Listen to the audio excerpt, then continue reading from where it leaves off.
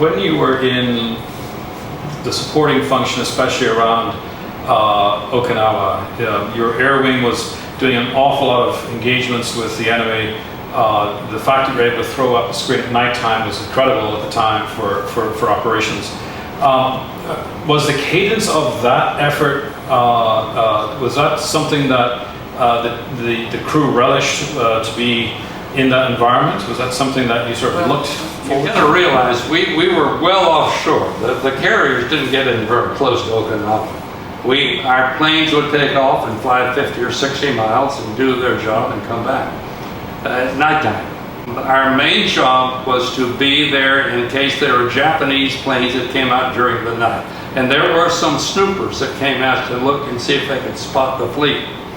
The Independence and her 2 destroyers would separate at sundown, go away from our task group and get between the body of ships, which were our task group and the rest of the 3rd Fleet, and the nearest Japanese island, land in which they had some kind of aviation.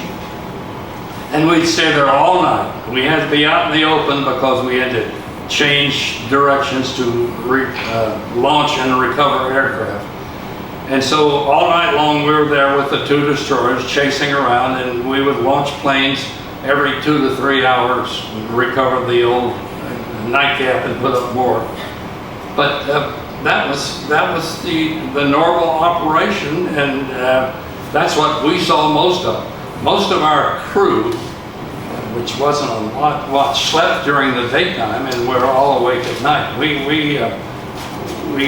knew the aviators had to be up at night, and we had to run the ship too. Yeah, it's interesting. So you're almost in being first at what you were doing, you were also breaking new ground in how to operate a ship at that tempo. And because you can't just sit around all day long. There's lots of things taking place. Absolutely. So there's always something to do.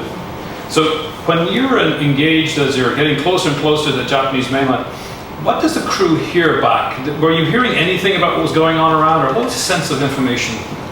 Yeah, in our morning newspaper, we would quote the news that the radioman could pick off the radio. They would report on what the Japanese were saying, as well as what our news services were saying. And Admiral Halsey was well up on this. He frequently came up in the evening with a comment to all the people in the 1st Fleet. It was all by voice radio. And one night he came on and he said, "Now hear this. The Japanese are reporting that they have us bottled up in the South China Sea. Let's see if they can supply the cork." And so they couldn't, of course. But that was his. Every evening he had some little tidbit like that to give to people. He was very interesting. So it was a constant flow of communication, constantly reinforcing the morale of the sailors. I have to think that your aviators are obviously seeing a lot more because they're at. No, they were. Did any of that flow back to the rest of the crew? Oh yeah, they came in. The aviators, they like to sleep all day, but they like to play bridge in the wardroom also. We had a lot of high value bridge games going on, but there was a lot of talk back and forth. Those of us in the ship's company who wanted to be entertained would come in and listen to them as they went back and forth. So they passed a lot of information about such and such a bogey and who I saw and what I did. It was kind of a telling of the story of what happened the night before, and we liked that. We enjoyed it. The Independence was involved in the early engagements on the Japanese mainland, sending in.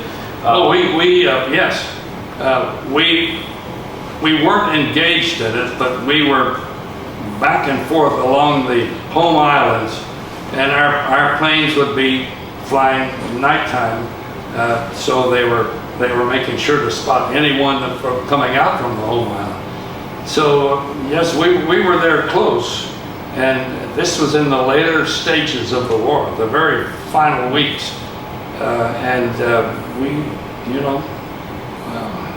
as best I can recall, we were right there and ready for them. So